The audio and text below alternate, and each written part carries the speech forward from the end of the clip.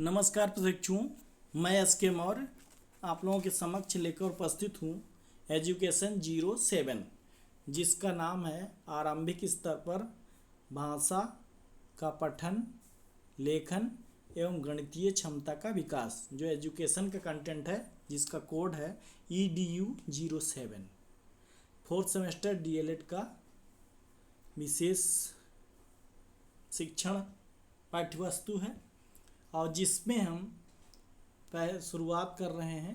पहले मैंने पाठ्यक्रम बताया, उसका डिटेल, फिर दूसरे वीडियो में मैंने बताया कि पाठ्यवस्तु के कंटेंट कौन कौन से हैं। अब तीसरा वीडियो ये आपका है और इसमें ये बताया जा रहा है या बताने का प्रयास, सिखाने का प्रयास किया जा रहा है कि भाषा क्या होती है, भाषा का क्या अर्थ है। यानी भाषा को अभिव्यक्ति का सशक्त माध्यम कहा गया है। भाषा के द्वारा ही भाव और विचार अभिव्यक्त किए जाते हैं। इसके बिना संसार में कोई भी प्राणी, पशु, पक्षी आदि कोई अभिव्यक्ति भी नहीं कर सकते हैं। मनुष्य और अपने भावों विचारों को बोलकर या लिखकर प्रकट करता है। संसार में जड़, चेतन, मौन रूप अनेक भावों को प्रकट करते हैं। भाषा मनोभावों की अभिव्यक्ति का एक सशक्त माध्यम है। इसके दो रूप, क्या कहिए तीन रूप होते हैं। पहला लिखित, दूसरा मौखिक और तीसरा सांकेतिक। इसके अभी देखेंगे हम, लेकिन भाषा का अर्थ सबसे पहले देखते हैं। भाषा का अर्थ होता है यह भाव, विचार एवं अनुभव को व्यक्त करने का माध्यम है। यानी विचार आपका, आपकी भावना और आपके जो अनुभव हैं वो साझा करते हुए अभिव्यक्त करने का एक माध्यम का क्या होता है, भाषा होता है। बिना भाषा के अभिव्यक्ति संभव वो चीज़ें, भाव, विचार, अनुभव प्रकट नहीं किए जा सकते। स्वीट महोदय ने कहा कि ध्वन्यात्मक शब्दों द्वारा विचारों को प्रकट करना ही भाषा है। यानी जब बोल कर हम, ध्वन्यात्मक माने जब बोलकर शब्दों के द्वारा हम विचारों को प्रकट करते हैं, वही भाषा है। स्वीट महोदय का कहना है। क्रॉन्च महोदय हैं, इन्होंने कहा भाषा अभिव्यक्ति की दृष्टि से उच्चारित व सीमित ध्वनियों का संगठन है। यानी भाषा अभिव्यक्ति की दृष्टि से उच्चारित एवं सीमित ध्वनियों का संगठन है। यानी कि जो ध्वनियाँ हमारे भाषा में शामिल हैं, उन्हीं ध्वनियों का, जिसका कोई मतलब होता है, उन्हीं का उपयोग करके, उच्चारण करके अपने भाव विचारों को जब प्रकट किया जाता है तो वही संगठन हमारा भाषा कहलाता है। ये क्रॉन्च महोदय ने कहा। ब्लैक और ट्रेजर महोदय ने कहा कि भाषा उस व्यक्त ध्वनि, संकेत या चिन्ह की पद्धति को कहते हैं जिसके माध्यम से समाज समूह परस्पर व्यवहार करते हैं। यानी भाषा उस व्यक्त माने प्रकट ध्वनि, जो ध्वनि प्रकट हो रही है, उसके चिन्ह हो या संकेत हो, उसकी पद्धति को कहते हैं जिसके माध्यम से समाज समूह उस पर व्यवहार करता है। यानी कि जो अमल करते हैं, भाषा जब प्रकट होगी, चाहे लिखित होगी, चाहे संकेतिक होगी और चाहे अव्यक्त होगी, बोल करके होगी, तो उसी का व्यवहार, उसी का समाज परस्पर व्यवहार करेगा। ये ब्लैक और ट्रेजर महोदय ने कहा। भोलानाथ तिवारी महोदय हैं, इन्होंने कहा भाषा सुनिश्चित प्रयत्न के फलस्वरूप, यानी निश्चित रूप सुनिश्चित करके प्रयत्न के फलस्वरूप मनुष्य के मुख या वाणी में निःसृत वह सार्थक ध्वनि, वाणी से या मुख से निकली हुई ऐसी ध्वनि है जो सार्थक है, संविष्ट है, जिसका विश्लेषण और अध्ययन किया जाता है, वही भाषा है। ठीक, यानी कि इन्होंने कहा कि भाषा मुख से निकली हुई वह ध्वनि है जो सार्थक है, जिसका विश्लेषण और जिसका अध्ययन और जिसका उपयोग हम अपने अभिव्यक्ति के लिए करते हैं, जो मनुष्य के मुख से निकलता है। यानी जानवरों के मुख से निकलता है वो भाषा नहीं है। इनके अनुसार मनुष्य के मुख से या वाणी से निश्रित वह सार्थक ध्वनि समष्टि, संपूर्ण कुछ, सब कुछ, जिसका विश्लेषण और अध्ययन किया जा सकता है। भाषा व्यक्ति के रूप हैं तीन, कौन कौन से, यानी मुख्य रूप यदि कहा जाए तो मुख्य रूप हम भाषा के होते हैं, पहला बोलना और दूसरा लिखना। लेकिन यदि भाषा अभिव्यक्ति के रूप कौन कौन से हैं तो मौखिक, लिखित और सांकेतिक, तीन प्रकार की भाषाएं कही गई हैं। ठीक, बोलना, लिखना, यानी बोलना है तो मौखिक हो गया, और लिखना है तो लिखित हो गया, और संकेत तो है ही है, चिन्ह है, लिपि है, भाषा की लिपि होती है तो लिपि में लिखते हैं, लेकिन संकेत भी होता है। अगला है हमारी भाषा की प्रकृति एवं विशेषताएं। भाषा की जो प्रकृति है और विशेषताएं क्या क्या है, इसमें बताया गया कि भाषा एवं विचारों का अटूट संबंध है। यानी भाषा और विचार, यानी विचार नहीं आएंगे तो भाषा प्रकट कैसे करोगे, यानी विचार हैं तो भाषा आप अभिव्यक्त करोगे, और इसका संबंध जो है अटूट है, गहरा है, इन्हें एक दूसरे से अलग नहीं किया जा सकता। विचारों के बिना भावों का कोई महत्व नहीं, और भावों के बिना, जो भाव की अभिव्यक्ति के बिना विचारों का कोई महत्व है, और अभिव्यक्ति बिना भाषा के संभव नहीं है। यानी विचार प्रधान क्या है, भाषा मानव जगत की विशेषता है। भाषा अभिव्यक्ति का एक सांकेतिक साधन है, यानी कि भाषा ही एकमात्र ऐसा साधन है जो मनुष्य समाज के अन्य सदस्यों के साथ अपने भाव प्रदर्शित करता है, आपसी विचार विमर्श करता है, अपने भाव को, विचार को संकेत रूप में प्रकट करने का साधन है।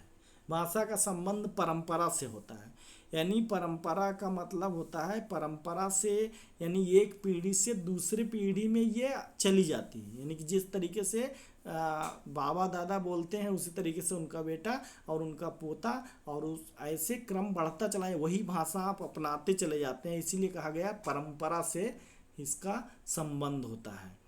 भाषा अर्जित संपत्ति, यानी कि भाषा को हमें सीखना पड़ता है, अपने आप नहीं आती है। इसीलिए कहा गया कि वंशानुक्रम से इसका संबंध है। बालक आरंभ से ही अपने वातावरण से सीखने का प्रयत्न करता है, और वह अपने बाप दादा मातृभाषा आदि सीखता है, अर्जित करता है। और किसी भाषा को बोलने वाली दंपत्ति के बीच रखा जाए तो वो भाषा वह भी सीख लेता है, इसलिए अर्जित करना इसको कहते हैं। भाषा गतिशील और परिवर्तनशील होती है, जरूर, क्योंकि भाषा स्थिर नहीं होती है वरन गतिशील होती है। किसी भाषा विशेष के बोलने वाले उसमें कम से कम परिवर्तन करना चाहते हैं, फिर भी देश काल और संपर्क के अनुसार भाषा के रूप में बदलाव आता रहता है। भाषा का कोई अंतिम स्वरूप नहीं है। आज से 50 वर्ष पहले हिंदी का जो रूप था वो आज उसमें अंतर हो गया, लिपि में भी अंतर हो गया। देखिए पुरानी रामचरितमानस या इस तरीके से कोई पुस्तकें देखिए, उसमें आ किस प्रकार का बना है, उसमें क्या रा कैसे लिखा है, आदि आदि। और बहुत पुरानी किताबें बाप दादा के ज़माने की देखिए तो उसमें कुछ और प्रकार से कुछ लिखा हुआ है, तो ये हो गया। अच्छा, भाषा क्या होती है, स्थूल से सूक्ष्म की ओर बढ़कर प्रौढ़ बनती है। स्थूल से सूक्ष्म की ओर, यानी कि भाषा का आरंभ तो स्थूल से, यानी कि जो वस्तु है, जो भारी चीज़ है, स्थूल माने जो मूर्त है, जो मूर्त है उसी को हम तो पहले समझते हैं, समझने के बाद उस सूक्ष्म भाव विचार आदि उसमें डाले जाते हैं, और उसके बाद वह सशक्त अभिव्यक्ति बन जाती है। परंतु ये सभी बातें प्रयोग पर निर्भर है, जो जिस प्रकार का जैसा प्रयोग करेगा उसी प्रकार से उसमें सूक्ष्मता और प्रौढ़ता आएगी। अगला बिंदु हमारा है भाषा कठिन से सरल की ओर अग्रसर होती है। यानी भाषा पहले जब नहीं जानते तो कठिन होगा ही, और जब सत्यता यही है कि मनुष्य न्यूनतम श्रम में महत्तम कार्य करना चाहता है, और मनुष्य की यही प्रवृत्ति भाषा के लिए भी उत्तरदायी होती है। जैसे पहले टेलीविज़न को केवल टीवी कहकर ही काम चला लिया जाता है। वास्तविक शब्द कष्ट साध्य होते हैं, जिससे सिर्फ टीवी कहकर काम चला लिया गया। व्याकरण में इन्हीं नियमों का पालन किया जाता है, जिसके अंतर्गत आरंभ में तो अनेक रूपों और अपवादों की अधिकता थी, परंतु धीरे धीरे आधुनिक भाषाओं तक आते आते नियम बना कर कम से कम अपवादों की संख्या को घटा दिया गया। पहले बहुत विवाद थे भाषाओं पर, लेकिन भाषा जब आगे बढ़ती गई, अग्रसर होती गई विकास की ओर, सरल से भाषा को कठिन से सरल बना दिया गया, तो उसमें सारे अपवाद धीरे धीरे सरल सहज सुदृढ़, सरल सहज होगा, सुदृढ़ होगा, व्यवहारिक हो जाएगा, सभी अपनाने लगेंगे, तो उसका महत्व बढ़ जाता है।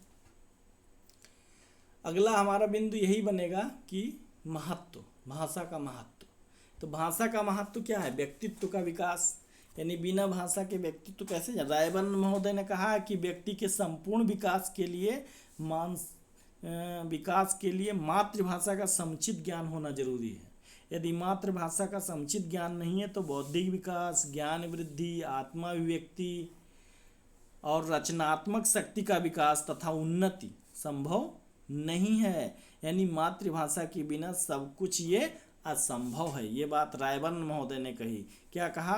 मातृभाषा का समुचित ज्ञान जरूरी है, अनिवार्य है। बौद्धिक विकास, ज्ञान वृद्धि, आत्मा अभिव्यक्ति, यानी कि अपने विचार को, अपने भाव को कैसे प्रकट करेंगे, लिखेंगे कैसे, रचनात्मकता, कुछ नया कैसे सोचेंगे, नया कैसे प्रकट करेंगे, ठीक है, इस तरीके से हम उन्नति कैसे करेंगे, ये सब मातृभाषा के बिना संभव नहीं है। दूसरा, मानसिक विकास। यदि हम भाषाओं का विकास नहीं कर सकते, यदि हम विचारों का सुदृढ़ीकरण नहीं कर सकते, यदि नए नए विचार जन्म लेते हैं उनका प्रकटीकरण नहीं कर सकते, तो क्या होगा कि हमारे मन का विकास नहीं होगा, मानसिक विकास नहीं होगा। महात्मा गांधी बच्चे के मानसिक विकास के लिए मातृभाषा को उतना ही आवश्यक मानते थे जितना शारीरिक विकास के लिए माता का दूध। शिशु प्रथम पाठ अपनी माँ से ही पढ़ता है, इसलिए उन्होंने कहा कि विकास के लिए मातृभाषा के अतिरिक्त कोई दूसरी भाषा को थोपना महापाप होगा। मातृभूमि के विरुद्ध पाप समझता हूँ, गांधी जी ने कहा। ये तो मानसिक विकास की महत्ता को बताया इन्होंने। भावात्मक विकास, यानी कि कॉलरिज महोदय ने कहा कि मातृभाषा मनुष्य के हृदय के धड़कन है, धड़कने की भाषा है।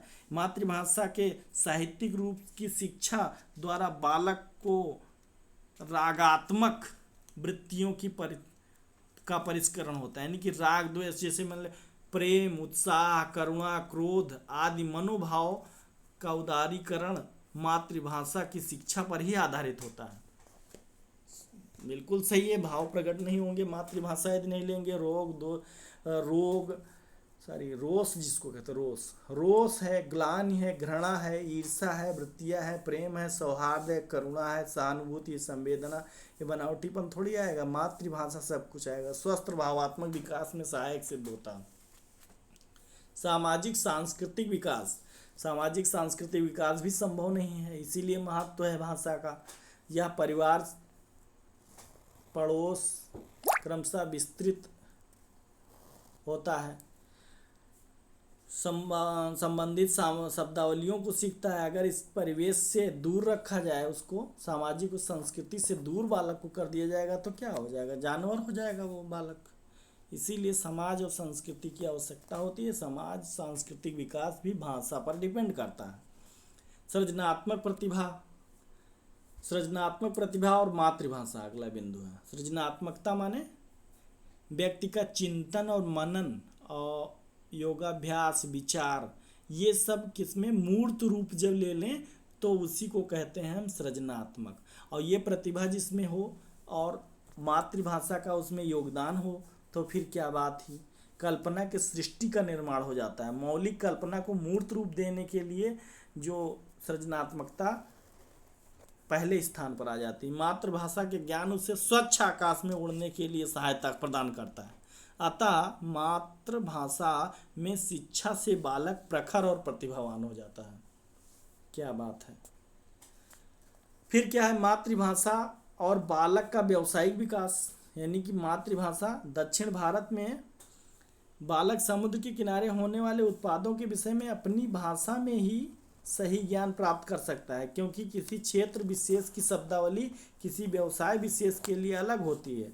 और भारत में विभिन्न तकनीकी और कृषि संबंधी व्यवसायों की जानकारी, उसका ज्ञान उसी भाषा में प्राप्त होता है। इसीलिए मातृभाषा का अनुकरण बहुत ही जरूरी है और बालक इसका घरेलू उद्योगों की शिक्षा में उपयोग करता है। भाषा अध्ययन अध्यापन का मूलाधार है। Very good. यानी भाषा का अध्ययन और अध्यापन का सरलतम साधन है। यानी भाषा का अध्ययन करना है, भाषा में उसी भाषा, जैसी इस भाषा में बालक बोल रहा है, इसका कहने का मतलब सीधा अर्थ देखिए, जिस भाषा में जिस मातृभाषा का प्रयोग बालक कर रहा है, उसी मातृभाषा का प्रयोग, उसी क्षेत्रीय भाषा का प्रयोग यदि अध्यापक करेगा तो अध्ययन और अध्यापन बहुत आसान हो जाएगा, अपेक्षित अधिगम बहुत आराम से मिल जाएगा और हमको कोई बाधा ही नहीं होगी। इसीलिए कहा गया है कि ये भाषा अध्ययन अध्यापन का मूल आधार होता है।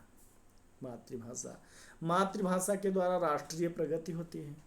यानी कि मातृभाषा के माध्यम से व्यक्ति राष्ट्र की समस्याओं से अवगत होकर राष्ट्र की उन्नति में भागीदार बन सकता है। आज हमारे राष्ट्र के अनेक सक्षम लक्ष्य हैं, लेकिन उन लक्ष्यों को प्राप्त करने के लिए हम अपनी भाषा और अपने भाव को, विचार को प्रकट करते हुए सशक्त और समूहबद्ध हो जाते हैं, तो हमको उस समस्या से निराकरण, निजात मिल जाती है। मातृभाषा में प्राप्त जो ज्ञान होता है वो प्रभावशाली और स्थायी होता है, ये बात कही गई है। धन्यवाद। कल हम मिलेंगे भाषाई कौशल के साथ। यानी कौशल हमारे 4 कौशल होता है: सुनना, बोलना, पढ़ना, लिखना, सुबो पाली। इसका क्रम भी निश्चित यही है। तो कल हम इसमें मिलेंगे। धन्यवाद।